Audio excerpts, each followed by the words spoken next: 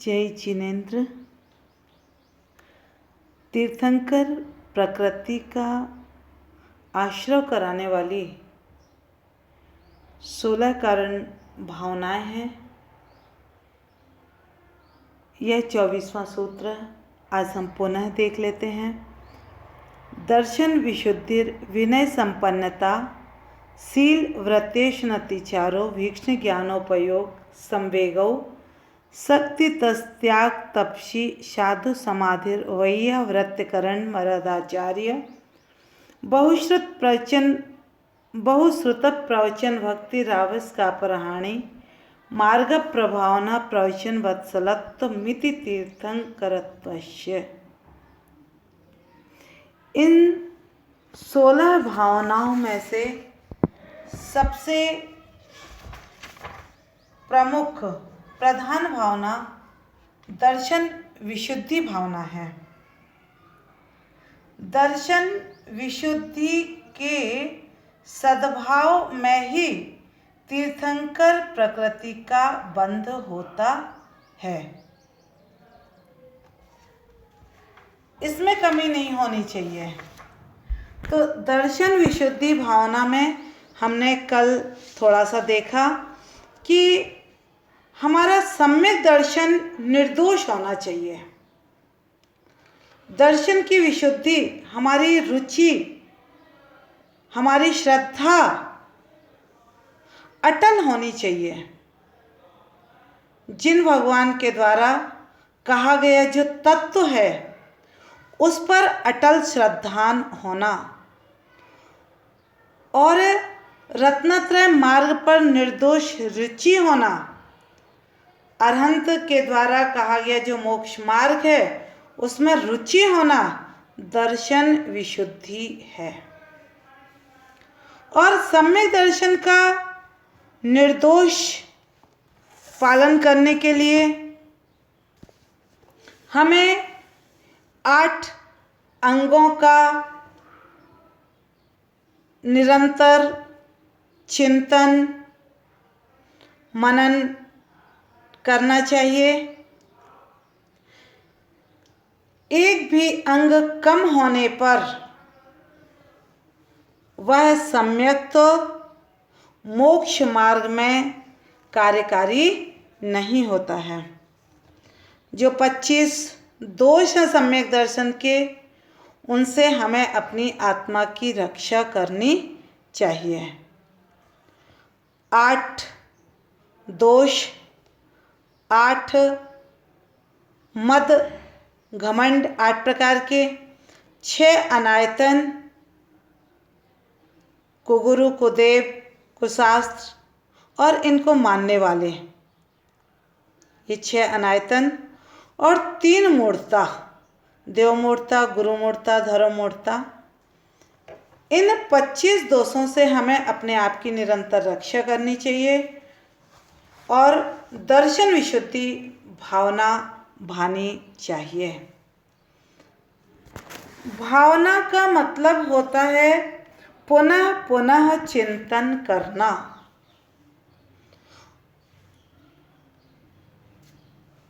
इन चिंतन के माध्यम से हम अपने सम्यक दर्शन को और पुष्ट कर सकते हैं।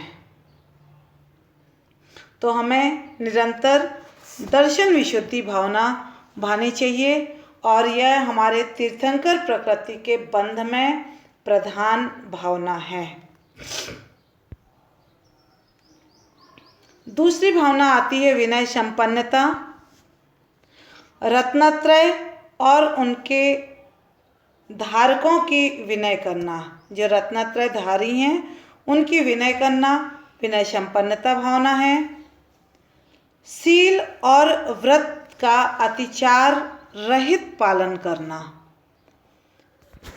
अहिंसादि व्रत हैं और व्रतों की रक्षा हेतु क्रोध आदि का त्याग, ये सब शील है। तो ऐसे व्रत और शील में निर्दोष प्रवृत्ति शील व्रतेशनतिचार भावना है।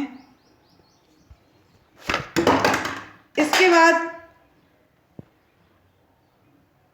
सम्यक ज्ञान में निरंतर लगे रहना, यह अभीक्ष्ण ज्ञानोपयोग है। इसका मतलब यह नहीं है कि हम दिन भर शास्त्र लिए बैठे रहें, बस हो गया, नहीं। हम जहाँ हैं निरंतर सम्यक ज्ञान का चिंतन चलते रहना चाहिए। संवेग भावना, संसार के दुखों से भयभीत रहना संवेग भावना है। शक्ति तस त्याग, शक्ति के अनुसार त्याग, शक्ति के अनुसार ही हमें दान आदि करना चाहिए। कभी भी स्पर्धा में आकर के यदि हमने दान आदि राशि बोल दी और बाद में यदि संक्लेशता हुई या घर में विवाद आदि हुआ तो वह दान हमारा कार्यकारी नहीं हो पाता है। दान ऐसा होना चाहिए, अपनी शक्ति के अनुसार होना चाहिए, ना शक्ति का उल्लंघन हो और ना ही शक्ति को हम छिपाएं। प्रसन्न मन हो करके जो दिया जाए वही शक्ति तस त्याग है। ऐसे ही शक्ति के अनुसार तपस्या होनी चाहिए। 12 तप आदि में जो हमारी प्रवृत्ति है वह शक्ति के अनुसार होनी चाहिए। ज़्यादा खींचेंगे तो टूट जाएंगे और ढीला छोड़ेंगे तब भी काम बनने वाला नहीं है। शक्ति के अनुसार ही 12 तप होना शक्ति तस तप भावना है। साधु समाधि भावना मतलब साधुओं की साधना में विघ्न आने पर उसे शांत करने में सहयोग करना साधु समाधि भावना है। वैयावृत्ति, गुणी पुरुषों के दुख आने पर निर्दोष विधि से, इस शब्द पे ध्यान देना, निर्दोष विधि होनी चाहिए। उनका निर्दोष विधि से उनका दुख दूर करना वैयावृत्तिकरण भावना है।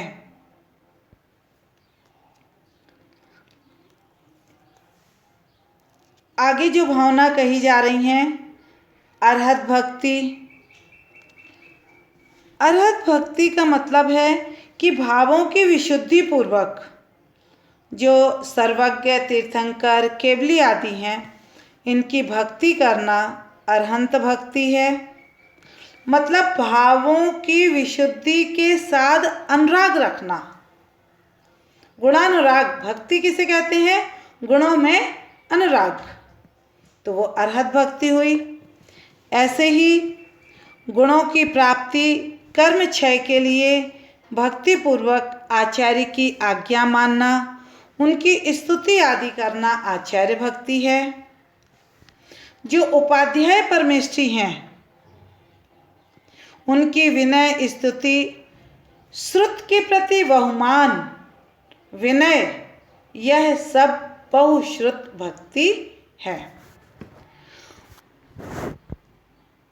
प्रभु की जो वाणी है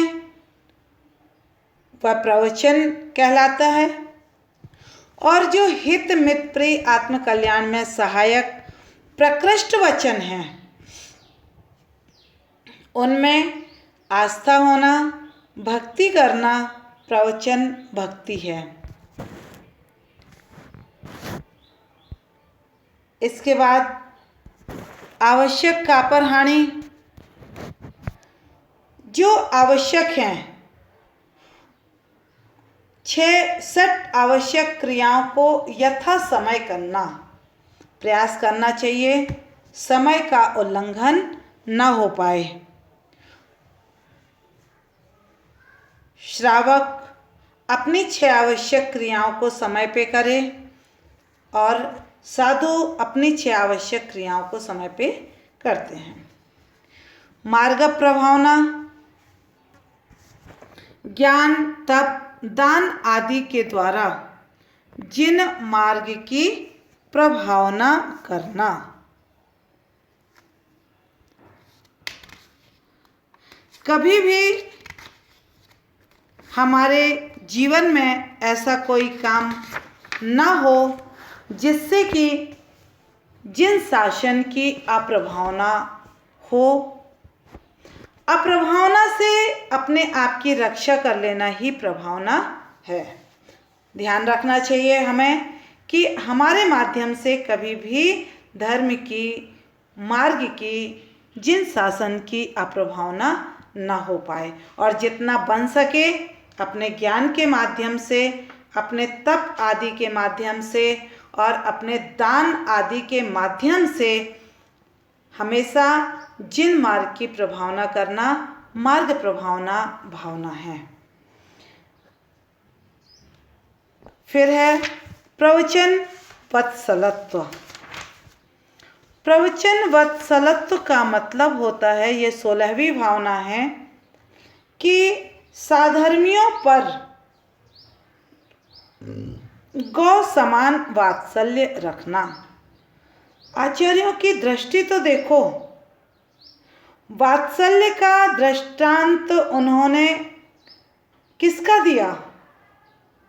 जिस प्रकार गाय अपने बछड़े से, गोवत्स गाय अपने बछड़े से निस्वार्थ प्रेम करती है, उसका अपने बछड़े से किसी प्रकार का स्वार्थ नहीं टिका होता है, उसी प्रकार हमें भी साधर्मी जनों से निस्वार्थ वात्सल्य रखना चाहिए। यह प्रवचन वत्सलत्व भावना है। इस प्रवचन वत्सलत्व भावना के साथ ये 16 भावनाएं पूरी हुई। और आगे अब हम देखते हैं कि नीच गोत्र का कारण, आश्रव का कारण क्या है, नीच गोत्र का बंध कैसे होता है।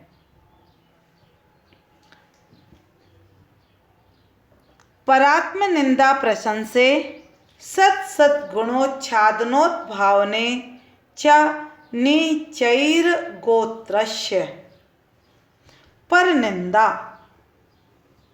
यानी दूसरे की निंदा करना, आत्म प्रशंसा यानी स्वयं की प्रशंसा करना, सद्गुणों का उच्छादन मतलब दूसरे के विद्यमान अच्छे गुणों को ढक देना, और असद गुणों का उद्भावन मतलब स्वयं में जो अविद्यमान गुण हैं उनको प्रकट करना। इससे नीच गोत्र का आश्रव होता है। ये सब नीच गोत्र के आश्रव हैं।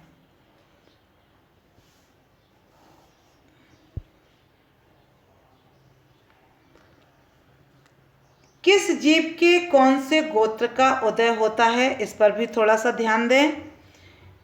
नारकी, तिर्यंच और अपर्याप्तक मनुष्य, इनको नीच गोत्र का उदय होता है, और देव और भोग भूमिया जीव को उच्च गोत्र का उदय होता है, और दोनों में से कोई भी एक पर्याप्त कर्म भूमि के मनुष्य को होता है। नीच गोत्र के आश्रव के विशेष कारण कहते हैं कि 8 प्रकार का घमंड करना, मद करना। माने व्यक्ति हमेशा नीच गोत्र का आश्रव करता है। दूसरों की हंसी, अवज्ञा, अपवाद करना, धर्मात्मा पुरुषों की निंदा करना, अपनी प्रशंसा करना, गुरुओं का तिरस्कार करना, उनके दोष प्रकट करना, उनकी विनय न करना, और तीर्थंकर आदि की आज्ञा का लोप करना, इनसे नीच गोत्र का आश्रय होता है।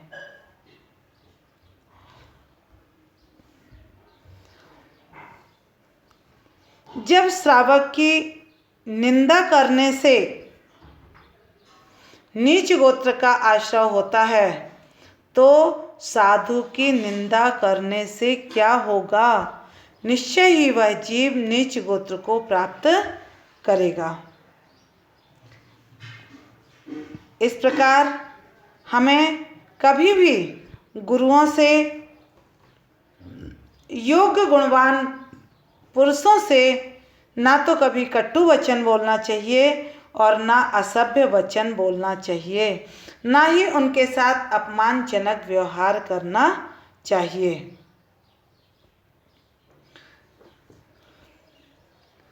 इस प्रकार अपनी आत्मा की नीच गोत्र के आश्रय के कारणों से रक्षा करनी चाहिए। आगे कहते हैं, उच्च गोत्र कर्म के आश्रय का कारण। शेष आगे देखते हैं।